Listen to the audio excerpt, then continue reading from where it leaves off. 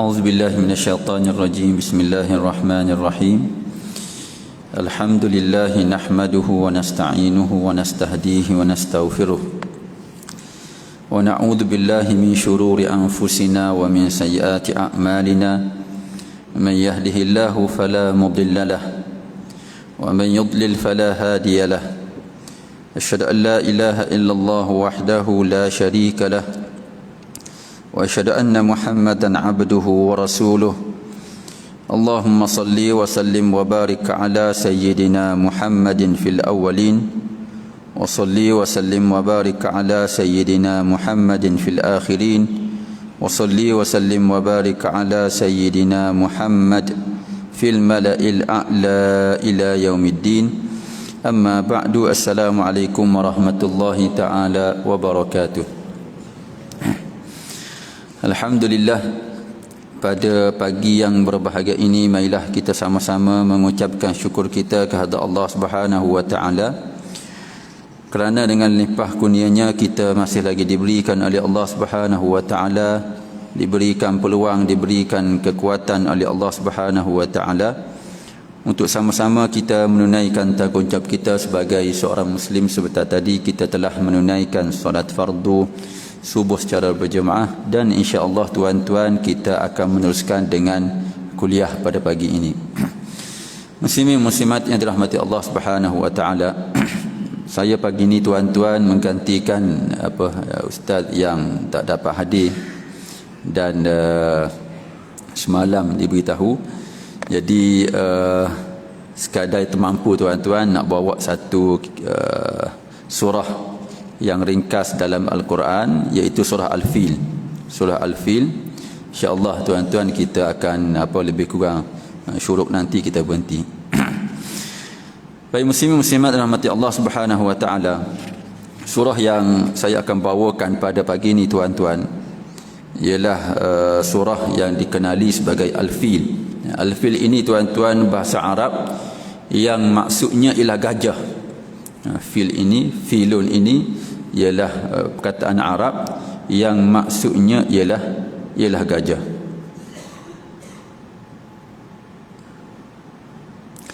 Baik, surah ini tuan-tuan disebut oleh ulama sebagai surah Makkiyah, iaitu surah yang diturunkan oleh Allah Subhanahu wa taala pada ketika mana Nabi SAW di Makkah Al-Mukarramah. Dan sememangnya dalam surah ini tuan-tuan mengandungi berkenaan dengan cerita ataupun kita kata di sebalik daripada cerita gajah itu, poin yang hendak ditunjukkan ialah berkenaan dengan kekuasaan Allah Subhanahu wa taala, yang mana Allah Subhanahu wa taala nak menarik orang kafir Quraisy pada waktu tersebut supaya beriman kepada Allah Subhanahu wa taala. Dan poin sebegini tuan-tuan merupakan tema yang popular, yang jelas dalam mana-mana surah ataupun mana-mana ayat Al-Quran yang diturunkan oleh Allah Subhanahu wa taala ketika mana berada di Mekah. Berada di Mekah ni tuan-tuan, ketika mana Nabi SAW berada di Mekah, tema ataupun poin yang terdapat yang tuan-tuan boleh lihat dalam surah ataupun dalam ayat-ayat Al-Quran ialah berkenaan dengan keimanan kepada Allah Subhanahu wa taala, berkenaan dengan kita kata berkenaan dengan kekuasaan Allah Subhanahu wa taala, dan ada kalanya berkenaan dengan hari akhirat. Hari akhirat. Oleh kerana itulah banyak surah ataupun ayat-ayat ini berkenaan dengan hari akhirat dan juga berkenaan dengan iman kepada Allah. Kerana itulah kita kata objektif ataupun matlamat yang dibawa oleh Nabi SAW pada waktu tersebut untuk mengajak manusia, untuk mengajak orang kafir musyrikin Mekah untuk beriman kepada Allah Subhanahu wa taala, dan juga untuk beriman kepada hari akhirat yang selama ni tuan-tuan mereka tak percaya. Jadi itu merupakan tema yang biasa dijumpai dalam surah-surah ataupun ayat-ayat Makkiyah. Jadi surah Al-Fil ini tuan-tuan, di sebalik daripada penceritaan itu ialah untuk mengajak orang musyrikin Mekah pada waktu tersebut untuk beriman kepada kekuasaan Allah Subhanahu wa taala. Dan surah ini tuan-tuan mengandungi lebih kurang 5 ayat. Dan ayatnya tuan-tuan seperti mana yang tuan-tuan sedia maklum. Bismillahirrahmanirrahim. Alam tara kaifa fa'ala rabbuka bi ashabil fil alam yaj'al kaidahum fi tadlil wa arsala 'alaihim tayran ababil tarmihim bihijaratin min sijil faj'alahum ka'asfin ma'kul. Maksudnya ialah alam tara kaifa fa'ala rabbuka bi ashabil fil, tidakkah kamu tahu bagaimana Tuhanmu telah lakukan kepada angkatan tentera bergajah. Alam yaj'al kaidahum fi tadlil, bukankah Tuhanmu telah menjadikan rancangan jahat mereka dalam keadaan yang rugi dan memusnahkan mereka. Wa arsala alaihim tayran ababil, dan mereka telah dan dia Allah Subhanahu wa taala telah menghantarkan kepada mereka sekumpulan burung berpasukan. Tarmihim bihijaratin min sijil, yang melontar mereka dengan batu-batu dari sejenis tanah yang dibakar. Faj'alahum ka'asfin ma'kul, dan menjadikan mereka hancur berkecai seperti daun-daun kayu yang dimakan ulat. Ini tuan-tuan 5 ayat yang terkandung dalam surah Al-Fil. Dan seperti mana yang perkataan Al-Fil yang terdapat dalam surah ini, maka itulah kita kata nama surah ini diangkat ataupun diberi nama. Dan Syekh, saya bawa kitab buku Tafsir Al-Munir, dia sebut bahawa ada kaitan antara surah Wailul likulli humazatil lumazah yang terdapat sebelum daripadanya, iaitu Allah dalam surah Al-Humazah. Sebelum ini Allah Subhanahu wa taala menceritakan berkenaan dengan manusia yang mengumpul harta, mencari harta, yang bagi mereka harta itulah yang akan membantu, yang akan menolong mereka. Jadi dalam surah ni tuan-tuan, Allah ceritakan pula berkenaan dengan manusia yang hebat, yang dia ni tuan-tuan memerintah sebuah negara yang mempunyai peralatan yang cukup dan mempunyai angkatan tentera yang besar. Tiba-tiba tuan-tuan dimusnahkan oleh Allah Subhanahu wa taala, seolah-olah tiada guna apa pun kedudukan yang dia ada, dan tiada guna apa pun kemewahan dan juga apa yang ada pada dirinya. Jadi seolah-olah tuan-tuan ada kaitan antara surah Lumazah yang menceritakan manusia yang cari harta untuk manfaat dirinya, dan pada surah selepas daripada itu tuan-tuan, Allah cerita berkenaan dengan manusia yang sudah pun mempunyai harta, yang ada kedudukan, tiba-tiba tuan-tuan dimusnahkan oleh Allah Subhanahu wa taala. Jadi ini seolah-olah tuan-tuan menunjukkan kepada kita bahawa apa yang dicari oleh manusia itu sebenarnya tiada apa-apa di sisi Allah Subhanahu wa taala. Jadi itu kaitan yang disebut oleh Syekh Wabah Zahili berkenaan berkenaan dengan kaitan surah sebelum dan juga surah Al-Fil. Baik muslim-muslimat rahmati Allah Subhanahu wa taala. Kemudian di sini tuan-tuan dicerita berkenaan dengan sejarah kisah tentera bergajah. Ni tuan-tuan sedia maklum, mungkin kita banyak kali dengar. Terutama sekali tuan-tuan apabila tibanya musim ataupun sambutan Maulidur Rasul, maka ada antara cerita yang disebut berkenaan dengan Maulidur Rasul ini ialah cerita berkenaan dengan tentera bergajah.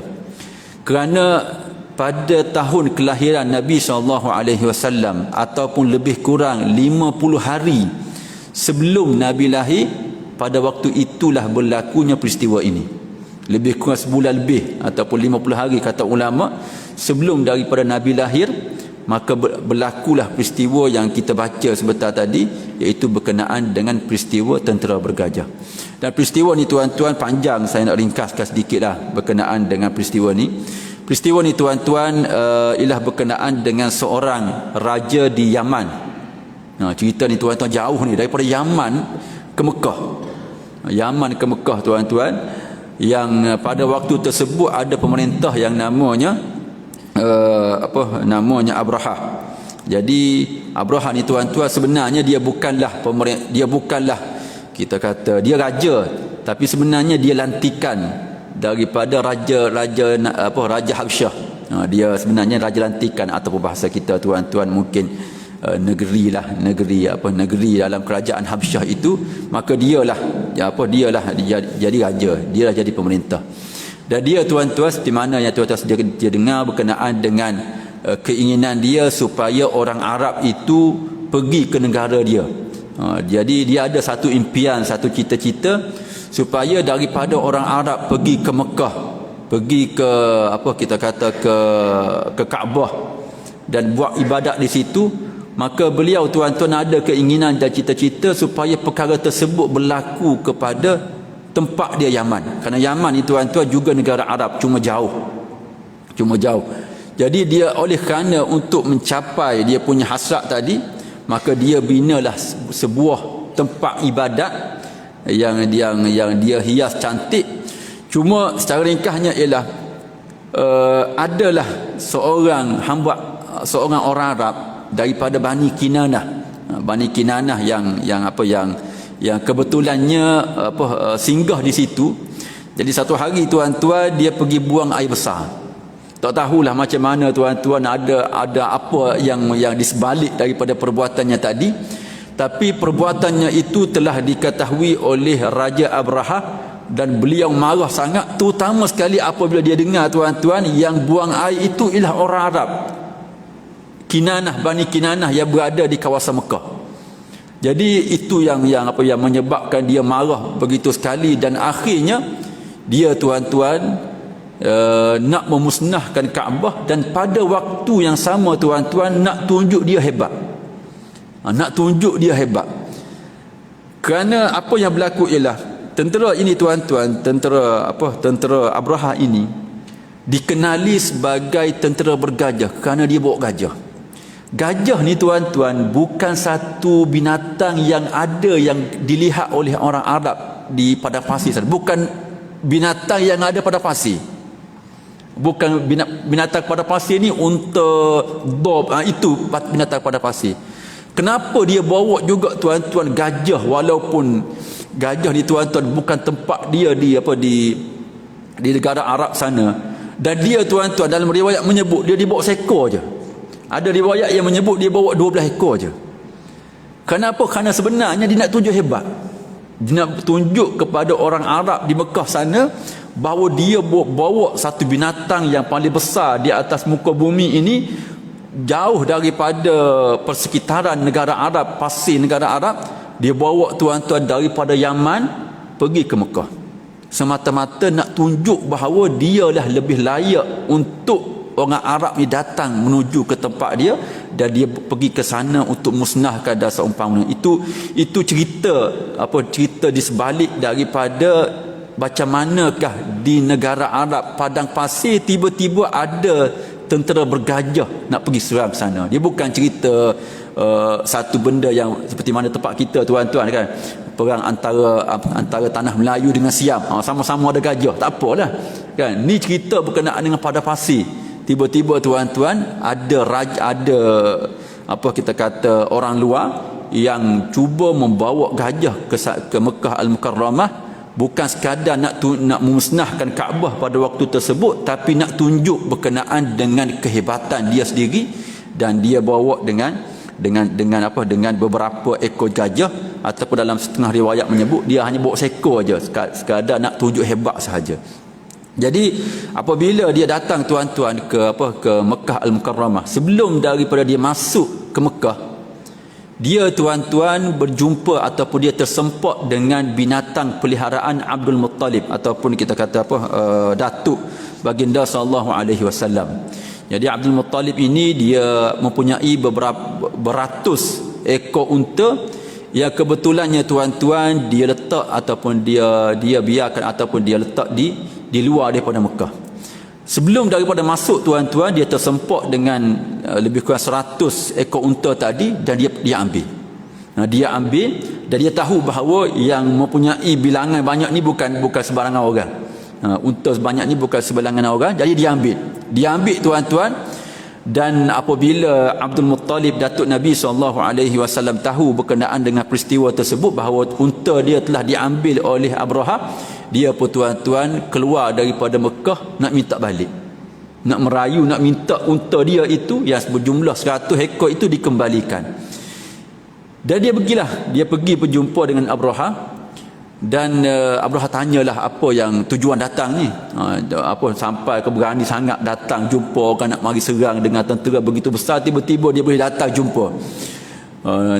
Kemudian Abraha Abdul Muttalib sebutlah bahawa yang dia datang ini kerana hajat, dan hajatnya ialah dia nak minta balik 100 ekor unta yang diambil oleh Abraha.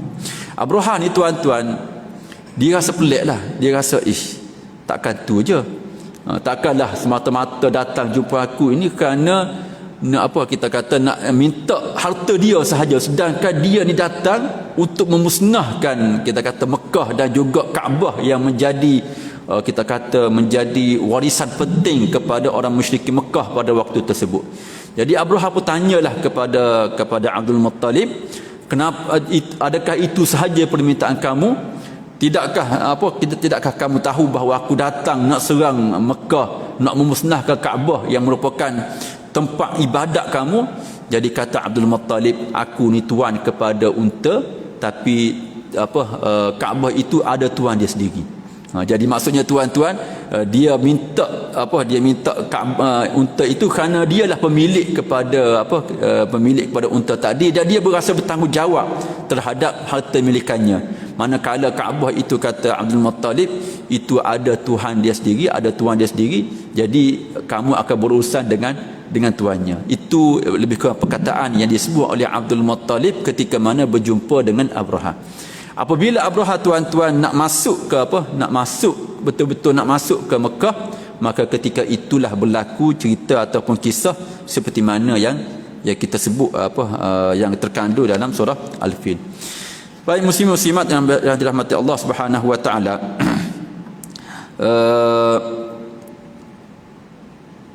disebut di sini juga bahawa apabila berlakunya peristiwa Al-Fil ini tuan-tuan,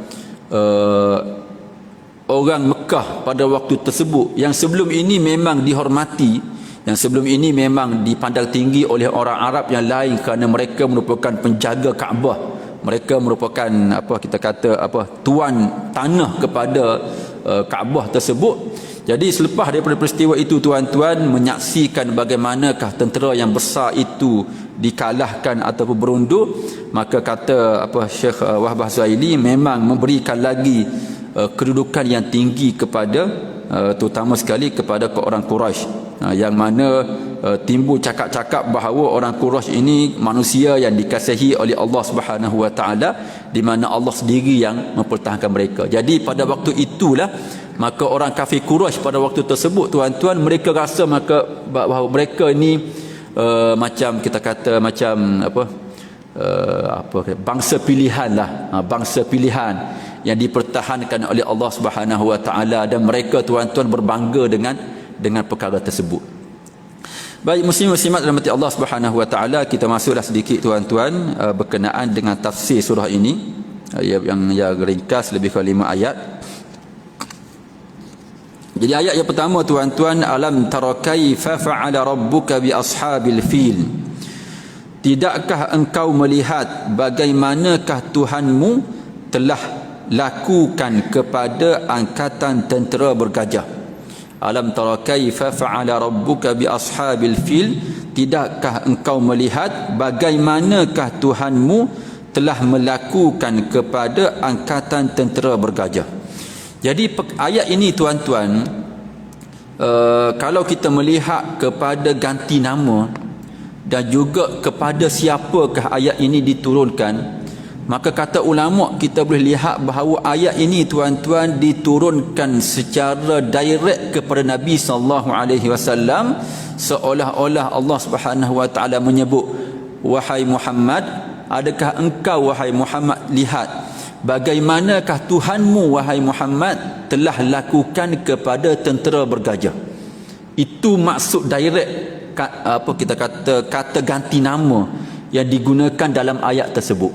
Oleh kerana itulah maka ulama kita tuan-tuan menyebut bahawa peristiwa tentera bergajah ini tuan-tuan, dia ada kaitan dengan baginda sallallahu alaihi wasallam.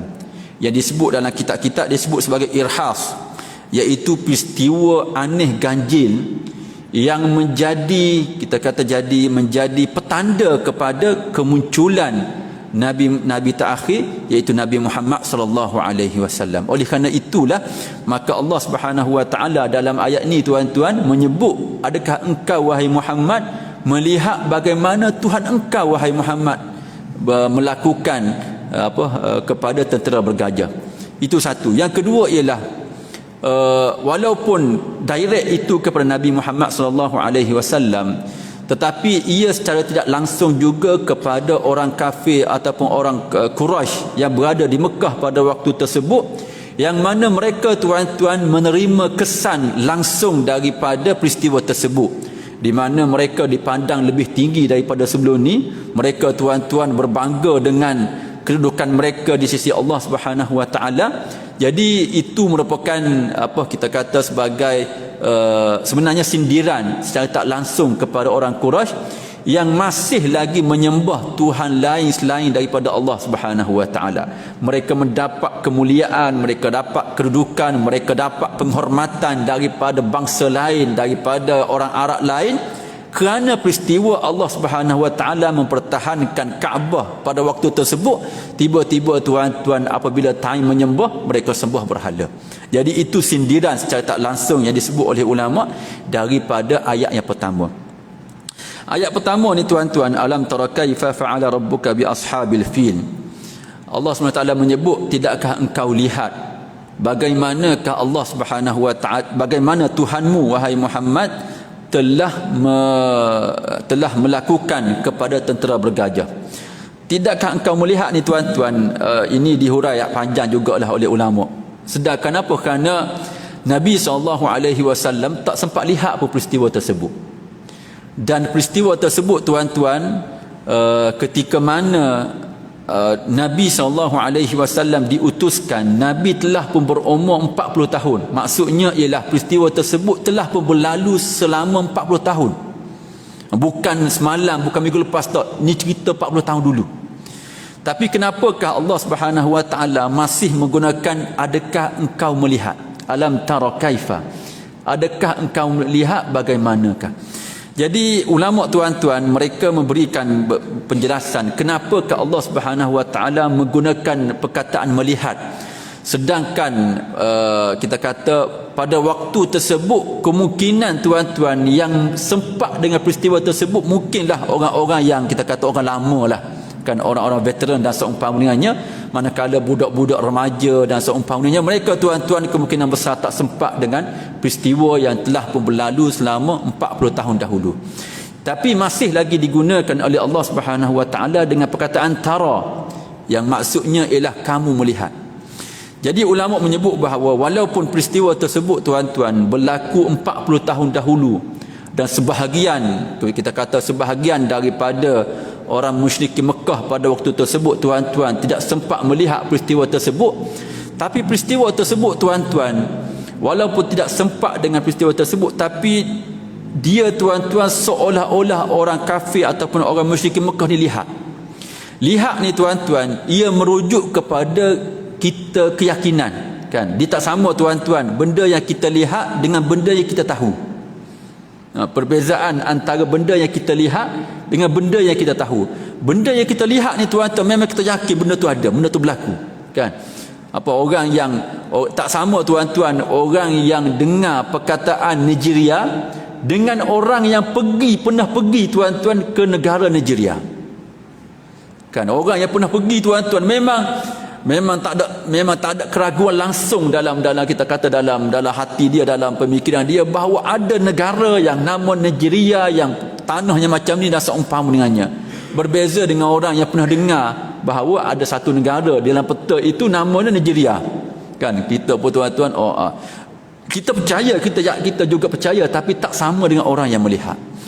Peristiwa tentera bergajah ni tuan-tuan, kenapakah Allah Subhanahu Wa Taala menggunakan perkataan melihat? Kerana peristiwa ni tuan-tuan terlalu popular, terlalu kita kata mendarah daging dalam jiwa, dalam pemikiran orang kafir musyrikin Mekah. Kerana mereka tuan-tuan ada di kalangan mereka yang melihat sendiri, dan ada di kalangan mereka yang tak melihat, tapi tuan-tuan mereka mendengar daripada datuk mereka, nenek mereka, adik mereka, semua orang cerita berkenaan dengan peristiwa tersebut, yang menyebabkan kalau tak percaya pun tuan-tuan, orang yang tak percaya itulah masalah. Maksudnya ada pemikiran, ada maksudnya pemikiran dia tak betul lah kalau dia tak percaya perkara tersebut. Itu yang pertama. Yang keduanya ialah memang ada dalam simpanan, seperti mana disebut dalam beberapa riwayat, simpanan orang Quraisy berkenaan dengan peninggalan saki-baki tentera bergajah peristiwa tersebut.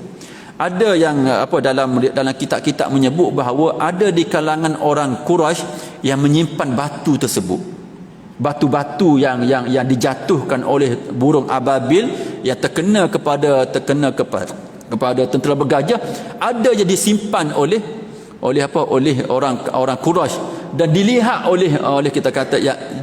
oleh kita kata remaja ataupun orang dewasa yang tak pernah melihat, tak pernah menyaksikan peristiwa bergajah. Seperti apa? Seperti Sayyidatina Aisyah radhiyallahu taala anha. Sayyidatina Aisyah tuan-tuan, beliau lahir selepas lebih kurang 6 tahun 7 tahun selepas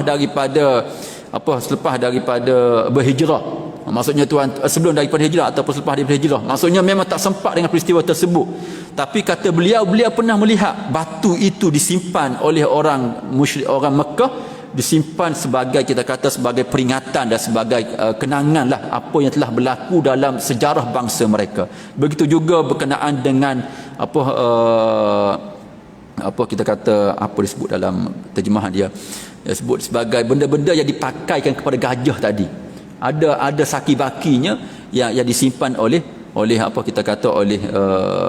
orang Quraisy pada waktu tersebut. Jadi benda ni tuan-tuan, walaupun tak dilihat, tapi oleh kerana benda itu terlalu popular, terlalu mendarah daging dalam pengetahuan mereka, maka tuan-tuan seolah-olah benda itu tuan-tuan berlaku dengan terperinci seperti mana yang mereka lihat. Oleh kerana itulah maka Allah Subhanahu Wa Taala menyebut, alam tara kaifa fa'ala rabbuka bi ashabil fil, tidakkah engkau melihat bagaimanakah Allah Subhanahu Wa Taala telah buat kepada tentera bergajah.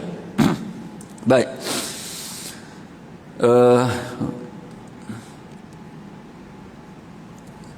begitu juga perkataan kaifa. Ini cerita bahasa Arab lah, bahasa Arab. Kaifa ni maksudnya ialah bagaimana. Dalam tafsir sebut, kenapakah Allah tak guna apa yang berlaku? Kenapa Allah guna tidakkah engkau lihat bagaimanakah Allah? Dia antara apa dan bagaimana. Itu juga tuan-tuan disebut dalam tafsir yang menunjukkan, kata ulama yang menunjukkan kepada kita bahawa apa yang berlaku itu tuan-tuan memang jelas terperinci diketahui. Bukan sekadar apa yang berlaku tak, bagaimana perkara tersebut berlaku tuan-tuan juga diketahui oleh orang musyrikin Mekah pada waktu tersebut. Dan ini tuan-tuan disebut di sini bahawa Allah Subhanahu Wa Taala membuktikan bahawa dia berkuasa menjaga rumahnya yang suci. Maka oleh itu adakah tidak wajar kamu beriman kepada Allah Subhanahu Wa Taala? Jadi itu poin. Walaupun pertanyaan adakah itu, tapi ulama menyebut bahawa ada kalanya kita tanya ni tuan-tuan bukan tanya nak jawapan. Ada kalanya tuan-tuan kita tanya ini bukan tanya tuan-tuan kita tak tahu. Tapi tanya kita tuan-tuan, tanya kerana kita tahu bahawa itulah, kita tahu dah jawapan macam mana, dan kita tahu bahawa orang yang ditanya tuan-tuan tahu berkenaan dengan perkara tersebut. Cuma ditanya itu ialah kerana kita nak ungkit kembali. Kita nak ungkit. Macam kita tuan-tuan, ada orang tuan-tuan terhutang budi dengan kita. Kita tanya dia susah, dia pinjam duit kita bagi. Tak tiba-tiba tuan-tuan tanya kita perlukan bantuan dia tak mahu bantu. Kita kita untuk kita bangkitkan kita punya jasa kita, untuk kita bangkitkan kita punya pengorbanan yang kita buat, dan kita tahu bahawa dia mengakui perkara tersebut, kita tanya, bukan dulu time engkau susah aku yang bantu. Bukan itu tuan-tuan, bukan pertanyaan kita tak tahu, tapi pertanyaan supaya orang tersebut dia mengakui apa yang telah pun dia tahu, dan dia tuan-tuan sedar diri terhadap apa yang sepatutnya dia buat. Jadi ketika mana Allah Subhanahu taala, ini banyak berkenaan dengan istifham ataupun pertanyaan dalam Al-Quran. Pertanyaan-pertanyaan dalam Al-Quran ini tuan-tuan kebanyakannya bukan berfungsi kerana orang yang bertanya itu tak tahu, ataupun bukan berfungsi Allah Subhanahu taala yang tanya itu tak tahu tapi dia lebih kepada, disebut dalam bahasa Arab, disebut sebagai, ada kalanya disebut sebagai istifham takriri. Pertanyaan itu untuk dia mengaku. Macam apa? Macam peguam kan, dia tanya soalan kepada saksi kan, dia tanya, dia bukan berikan maklumat, dia tanya. Supaya apa? Supaya akhirnya orang itu tuan-tuan yang tertuduh itu tuan-tuan dia mengaku. Pertanyaan itu tujuannya supaya pengakuan itu keluar sendiri daripada orang tersebut. Jadi itulah yang berlaku apabila Allah SWT tanya pertanyaan tersebut, bukanlah menunjukkan bahawa Allah tak tahu ataupun dia tak tahu berkenaan dengan peristiwa tersebut, tapi lebih kepada supaya mereka mengakui bahawa peristiwa tersebut dalam pengetahuan mereka, dan mereka mengakui bahawa mereka begitu terhutang budi terhadap apa yang berlaku dalam peristiwa tersebut. Itu disebut sebagai istifham takriri dalam bahasa Arab dah. Istifham takriri, pertanyaan untuk membuktikan, untuk mendapatkan pengakuan. Baik. Kemudian ayat yang kedua tuan-tuan, alam yaj'al kaidahum fi tadlil.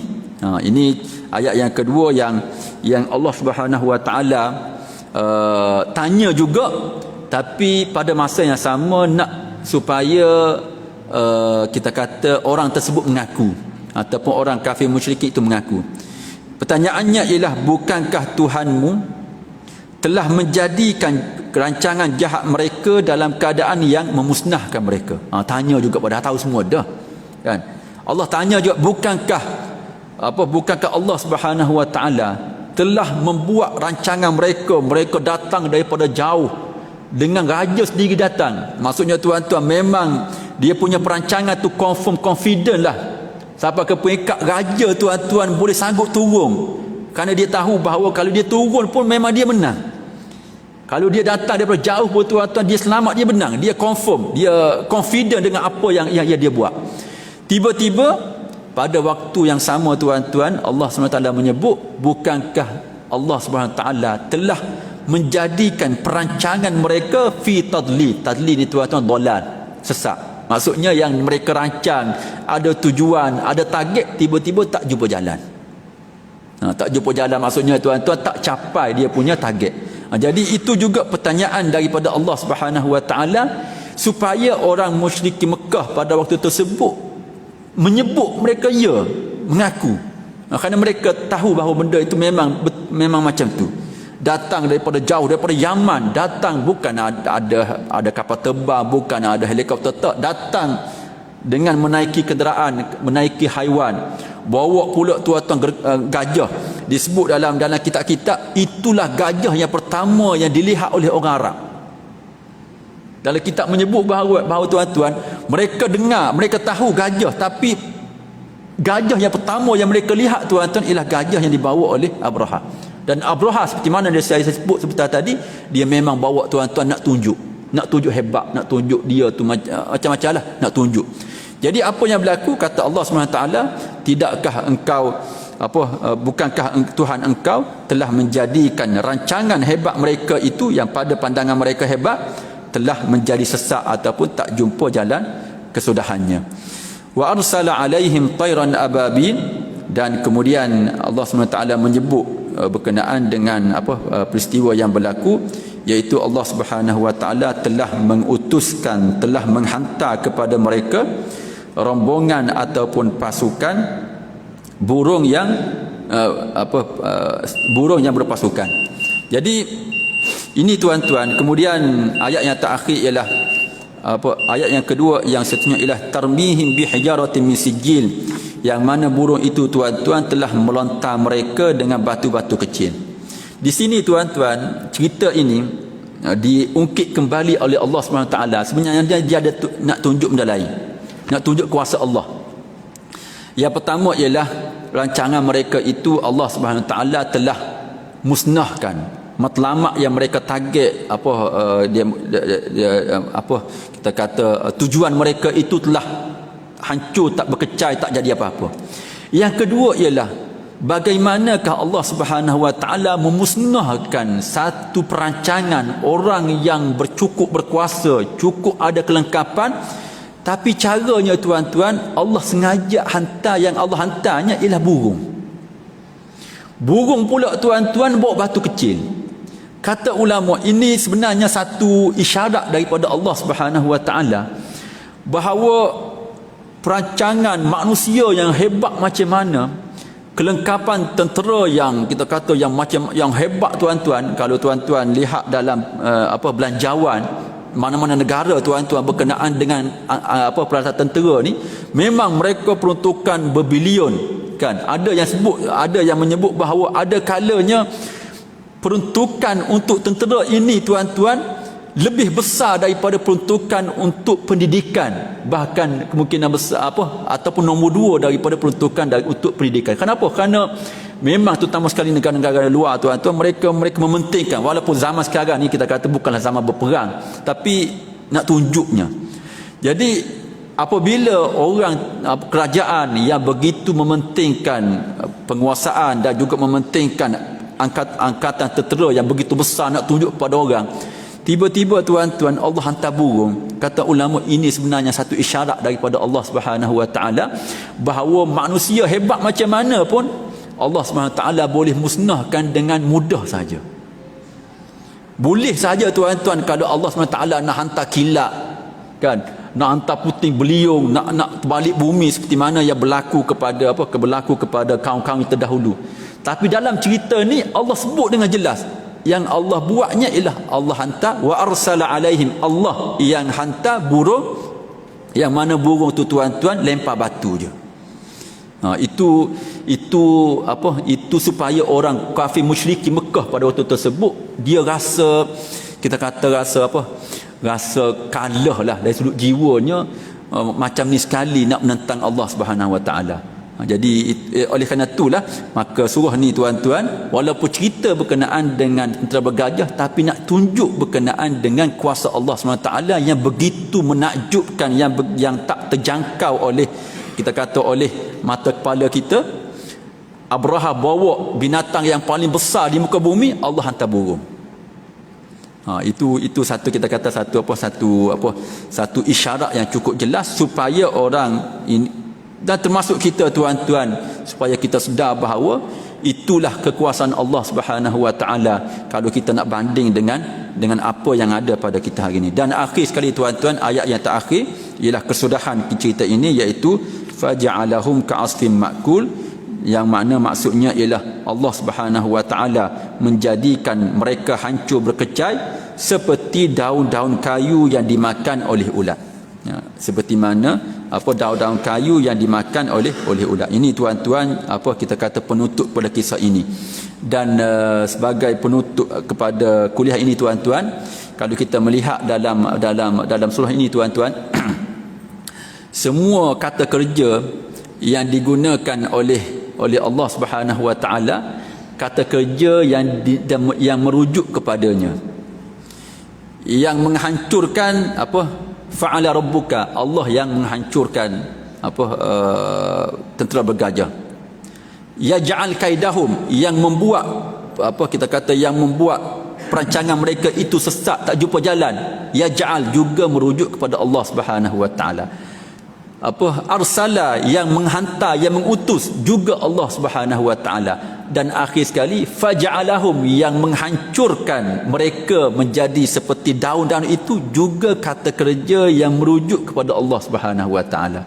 Jadi kata ulama, seolah-olahnya memang dalam surah ini memang Allah Subhanahu Wa Taala nak highlight dirinya sendiri yang buat sejak daripada awal cerita sampai akhir. Sejak daripada awal ayat yang cerita itu memang Allah yang buat, dan sampai ke akhir yang kata-kata yang musnah itu, faja'alahum, Allah lah yang jadikan mereka seperti daun yang dimakan ulat. Kalau kita tuan-tuan yang jadi macam tu kerana batu kan, kerana tak, dalam ayat ni faja'alahum, Allah lah yang jadikan mereka seperti daun. Itu cerita berkenaan Allah Subhanahu Wa Taala sejak daripada awal ayat sampai ke akhir, bercerita berkenaan dengan kekuasaan Allah Subhanahu Wa Taala. Jadi pengajarannya kita tuan-tuan, adakah kita tuan-tuan masih lagi mencari yang lain selain daripada Allah Subhanahu Wa Taala untuk kita minta bantuan, untuk kita minta pertolongan, untuk kita doa minta sesuatu daripada selain daripada Allah SWT. Jadi Allah itulah tempat yang sepatutnya, seperti mana yang kita baca surah Qul Huwallah tadi, Allahus Samad. Allahus Samad itu maksudnya ialah Allah lah tempat kita bergantung harap. Jadi dengan kita tahu begitulah kekuasaan, kehebatan Allah SWT, maka seperti mana yang kita baca Qul Huwallahu Ahad, Allahus Samad, maka begitulah sepatutnya kita dengan Tuhan kita dengan Allah Subhanahu Wa Taala. Jadi itulah tuan-tuan sedikit sebanyak yang boleh saya kongsikan dengan kesempatan waktu pada pagi ini. Apa yang baik itu datang daripada Allah Subhanahu Wa Taala, dan apa yang kurang itu datang daripada kelemahan diri saya sendiri. Aku qauli hadza wa astaghfirullah li wa lakum. Wassalamualaikum warahmatullahi taala wabarakatuh. A'udzubillahi minasyaitonir rajim. Bismillahirrahmanirrahim. Ya rabbana lakal hamdu kama yanbaghi li jalalika wajhika wa 'azimi sultanik. لا أحصي ثناء عليك أنت كما أثنيت على نفسك. اللهم اجعلنا من الذين يستمعون القول فيتبعون أحسنه. ربنا آتنا في الدنيا حسنة وفي الآخرة حسنة وقنا عذاب النار. صلى الله على سيدنا محمد وعلى آله وصحبه وسلم والحمد لله رب العالمين. تقبل الله منكم.